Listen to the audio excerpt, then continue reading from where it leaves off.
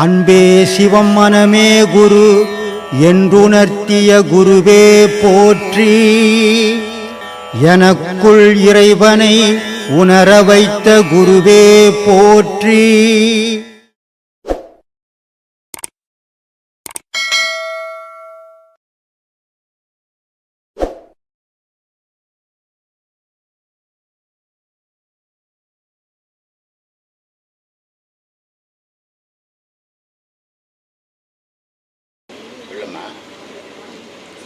ஐயா, இந்த பிறவியில் கடை தேர்றதுக்கு உங்களுடைய உபதேசங்கள் உதவுது.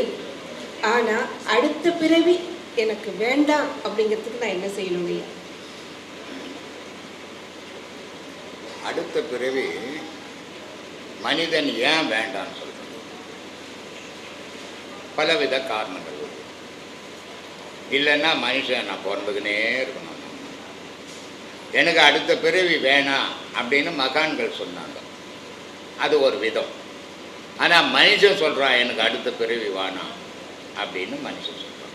அதே மனுஷன் சொல்கிறான் 7 பிறவியும் நானே பிறக்கணும் அப்படின்னு. இதுக்கு என்ன காரணம் அப்படின்னா 3 விதமான காரணங்கள் இருக்குது. ஒரு பெண்ணும் ஆணும், பெண்ணுக்கு கணவன் சரியில்லைன்னா இந்த பிறப்போட செத்து போயிடணும், அடுத்த பிறப்பு வேணாம் அப்படின்னு மனைவி சொல்கிறான். கணவனுக்கு மோசமான மனைவி கட்சி போச்சுன்னா இவகிட்ட மல்லு கட்டி வாழறதை விட நம்ம வாழவே கூடாது, அடுத்த பிறவியே எனக்கு வேணாம் அப்படின்னு சொல்லி. எல்லா கணவனும் நல்ல கணவன், மனைவியும் நல்ல மனைவி.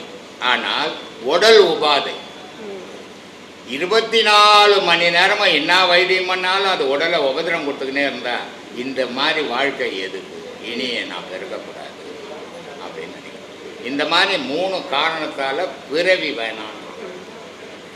பிறவி வேணும் அப்படின்றான். ஊர் தாலியாக இருக்கிறவன், ஊரை மோசம் பண்ணுறவன், ஊரில் இருக்கிற பணமெல்லாம் எனக்கே வரணுன்றவன், அவன் பல பிறவிகள் எனக்கு வேணும், நான் இதே தொழில் செய்துக்கணும் அப்படின்னு நினைக்கிறேன். வியாபாரம், ஒரு பொருள் விற்கிறேன், தப்பு இல்லை, தொழில். அந்த பொருளினுடைய விலை 100 ரூபாய். அதை 100 ரூபாய்க்கு விற்றீன்னா அது வியாபாரம். ஆனால் 100 ரூபாய் பொருளை ஏமாந்தம் வந்தால் 1000 ரூபாய்க்கு விற்றீன்னா அது ஊர்த்தாலியாக இருக்கிற விஷயம். அப்படிப்பட்டவன் என்ன நினைக்கிறான், நான் இங்கேயே இருக்கணும், மரணமே வரக்கூடாதுன்னு நினைக்கிறேன். அதனால் பிறவி வேண்டாம் அப்படின்றது. எப்போ ஒரு மனிதனுக்கு உடலினுடைய ஞாபகம் இழந்துடுறானோ அப்போ தான் அவனுக்கு பிறவி நிற்கும். எப்போ ஒரு மனிதனுக்கு உடல் மேலே பற்றும், தொழில் மேலே பற்றும், குடும்பத்து மேலே பற்றும், பாசமும் இருக்கிற வரைக்கும் அவன் தன்னை இழக்க முடியாது. அவன் மாறி மாறி மாறி மாறி பிறந்துக்கினே இருப்பான் அந்த ஆசையில். சில பேர் மரண தருவாயில் இருப்பான், செத்து போயிடுவான்னு நல்லா தெரியும். ஆனால் அந்த செத்து போகிறவங்ககிட்ட எதுவுமே மகாபாரதம் படிங்க பக்கத்தில் உட்காந்துன்னுவாங்க. சில பேர் ராமாயணம் படிங்கன்னுவாங்க. சரி, மகாபாரதமும் ராமாயணம் படித்து அவன் எழுந்து ஓடுறவனாக இருந்தால் பரவாயில்ல, படிக்கிறதுல நியாயம் இது. ஆனால் அவன் போகிறவன் எதை பண்ணாலும் பிழைக்க போகிறதில்ல, அவனுக்கு ஏன் அந்த மகாபாரதம் ராமாயணம் படிக்கிறான் அப்படின்னா அவனுடைய மனநிலை மரண தருவாயில். இப்போ ஒரு பெண்ணையே நினச்சிக்கின்னு இருந்து மரணம் அடைஞ்சான்னா அவன் பிறந்த உடனே பெண் ஆசையிலேயே தெரிவான். ஒருத்த மரண தருவாயில் பணத்தையே எண்ணிய மரணம் அடைஞ்சான்னா அவன் மறுபடியும் பிறந்த உடனே அந்த பணத்து குறிக்கோளே இருக்கும், பாசம் இருக்காது. ஒருத்தர் திருடியே மரணம் அடைஞ்சான்னா படிக்கும்போது பக்கத்தில் இருக்கிற பையன் புக்கில் இருக்கிற பேனா கூட திருடிடுவோம். இதுதான் பிறவி குணம்ன்றது. அப்போது இந்த மனிதனுடைய மனமாகப்பட்டது தன்னுடைய உடலை மறந்து, தன்னுடைய உலகத்தை மறந்து, தான் உயிர் மேலே எப்போ ஒருத்தன் பற்று வருதோ அவனுக்கு மோட்சம் முக்தி. மற்றவங்களுக்கெல்லாம் வாய்ப்பே கிடையாதுமா. இதெல்லாம் சும்மா சொல்லி ஏமாத்துகிற விஷயம் இல்லை. நான் மோட்சத்துக்கு அனுப்பிச்சிட்றேன், எல்லாம் வாங்கோ, நான் சொர்க்கத்துக்கு அனுப்புகிறேன், எல்லாம் வாங்கணும். ஏன்னா நானே போகணும், போக மாட்டேன்னா எனக்கு தெரியாது, நான் எங்கே உண்ண அனுப்புறது. அதனால் தெய்வீகத்தில் ஏமாத்துகிற விஷயம் இருக்கக்கூடாது. எது நிஜமோ அதை சொல்லு, அவன் எடுத்துக்கலாம் போட்டு. ஏன்னா இது மாதிரி பேசும்போது பல பேருக்கு என்ன இருந்தாலும் இப்படி பேசுகிறாரு, உண்மையை சொல்கிறீங்க, உண்மையை அவன் ஏற்றுக்கினா தானம்மா. கோபமாக பேசுகிறாரு, அப்படின்றானே. சொல்லும்போது போன மாதம் கிளாஸில் ஒரு பையன் வந்தான், நான் வேலை செய்யக்கூடாது, எந்த கஷ்டப்படக்கூடாது, வாழணும்னு செத்து போயிடணும். அந்த செத்து போனது 1 கோடிக்கு மேலே போயிடுச்சான்.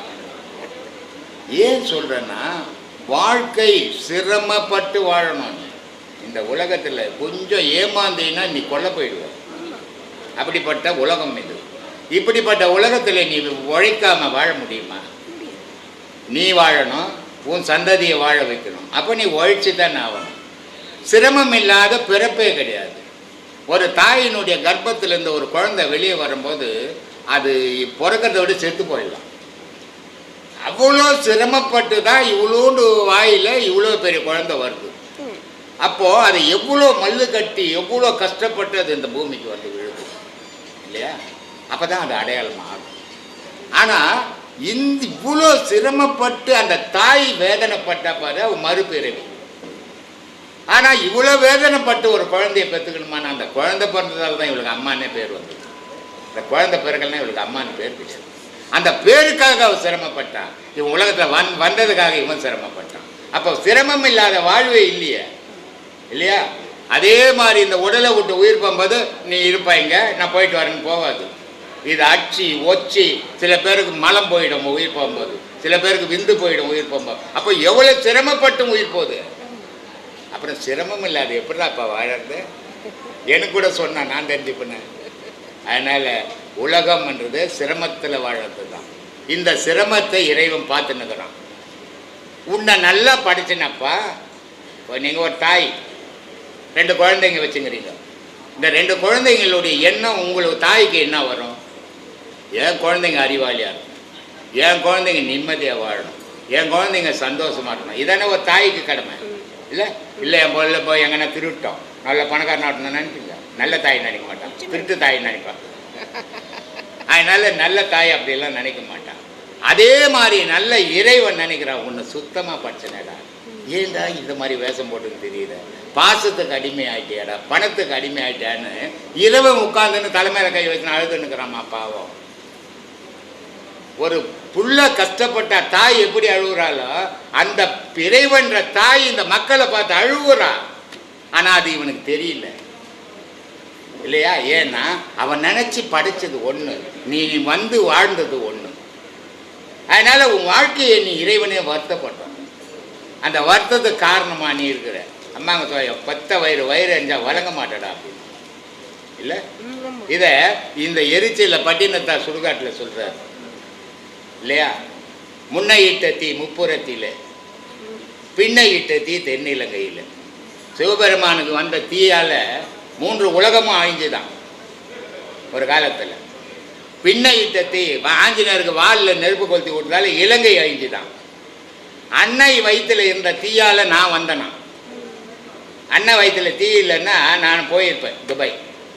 அப்போ அன்னை வயிற்றில் ஒரு தீ இருக்குது, அந்த தீயால் நான் இந்த உலகத்துக்கு வந்தேன். அதனால் சொல்கிறேன், அன்னை இட்ட தீ அடி வயிற்றிலே, பின்னை இட்ட முன்னை இட்ட தீ முப்புறத்திலே, பின்னை இட்ட தீ தென்னிலங்கையிலே, அன்னை இட்ட தீ அடி வயிற்றிலே, யானும் இட்ட தீ முழுக்க என் உடம்புல இருக்கிற தீ என் தாயினுடைய உடம்பு வேகட்டும் அப்படின்னு.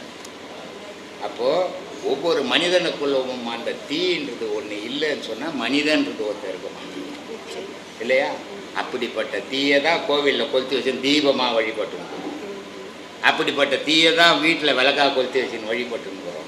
இதுக்கு அடிப்படைன்னா அந்த தீயா இந்த தீயான்னா உனக்குள்ளே இருக்கிற தீயை பார்க்க முடியாதால வெளியே அடையாளமாக வச்சு வழிபட்டுருக்கிறேன். அப்போது இறைவன் உன்னை படைத்தது அவனை வந்து அடையிறது. ஆனால் நீ ஆசையில் அவன் இறைவனே தெரியாமல் இந்த உலகத்தையே பார்த்தா வாழற. அதனால் எங்கே வருமோ சொல்லு. வேதங்களும் சாஸ்திர மந்திரங்களும் வடமொழியிலே இருக்கு. சரி, அதனால் அதோட உள்பொருளை நாம் அறிய முடியவில்லை.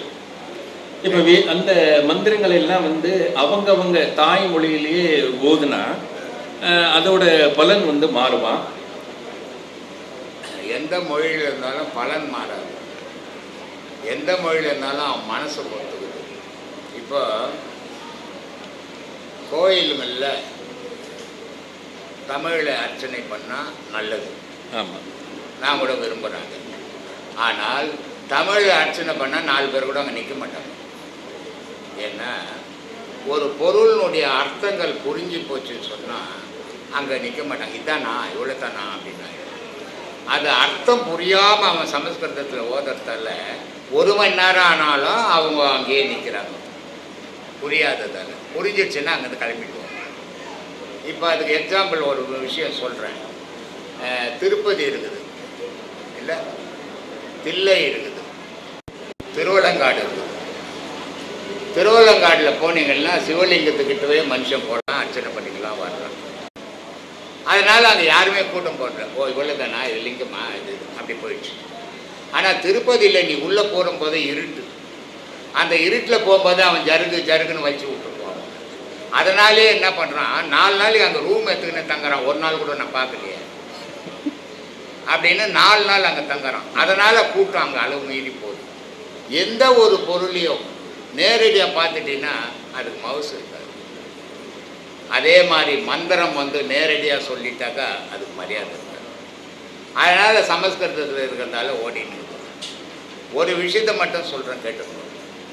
இந்து மதம் அழிவுக்கு காரணம் பிராமணர், இந்து மதம் காப்பாற்றப்பட்டதுக்கு காரணமும் பிராமணர். ஏன்னா அவனுக்கு ஒன்றுமே வருமானமே இல்லைன்னா கூட ஒரு கோயிலில் டெய்லி போய் விளக்கேற்றி கற்பூரம் ஊற்றி அர்ச்சனை பண்ணிட்டு விட்டு போகிறோம். நம்ம ஆள்கிட்ட ஒரு கோயில் கொடுத்தீங்கன்னாக்கா அங்கே எதுவுமே காசு வரலப்பா, அங்கே எப்போ போகிறது அப்படின்னு விட்டுடுவோம். அதனால் இந்த இந்து மதத்தை காப்பாற்றப்பட்டதும் பிராமணர்களால், இந்து மதத்தை ஜாதி பேதம் வச்சு அழிக்கப்பட்டதும் பிராமணர்களால். கோவில் ஒரு பொது இடம், அங்கே எல்லா ஜாதிகாரனுக்கும் இறைவன்கிட்ட உரிமை உண்டு. அவன் கும்பிடலாம். ஆனால் அவனை வெளியே நிறுத்திட்டான். நீ கோயில் உள்ள வரக்கூட தீண்டத்தகாத, எவன்டா உலகத்தில் தீண்டத்தகாது இல்லையா? மனிதனா பிறந்தவன் அத்தனை பேரும் உயர்ந்தவன் தானே. நீயும் தாயினுடைய கர்ப்பத்தில் தானே வந்த, அவனும் தாயினுடைய கர்ப்பத்தில் தானே வந்தான். அவனை வரக்கூடாது, நீ மட்டும் சாமி பக்கத்துலேயே நின்றுக்கலான். இந்த ஜாதி பேதத்தால் மத மாற்றங்கள் ஏற்பட்டது. இதுக்கு காரணம் என்ன அப்படின்னா, ஜாதின்னு பிரித்து ஒருத்தனை இழிவாக்கி ஒருத்தனை உயர்த்தி வைக்கும்போது இழிவானவன் மரியாதை தேவை. மனுஷனை 2 விஷயம் முக்கியம். அவன் வாழறதுக்கு மரியாதை வேணும், அவன் உயிரோடத்துக்கு பசிக்கு ஆகாரம் வேணும். இந்த 2க்கு தான் மனிதன் வாழ்ந்துன்னுக்கிறான். ஆனால் இந்த மதத்தில் மதம் புனிதமான மதம், தெய்வீக மதம் இந்து மதம். ஆனால் இந்த செயலால் இந்துக்கெல்லாம் கிறிஸ்துவனா மாறணும். அதனால் இந்து மத அழிவுக்கு காரணம் அடிப்படை பிராமணன்.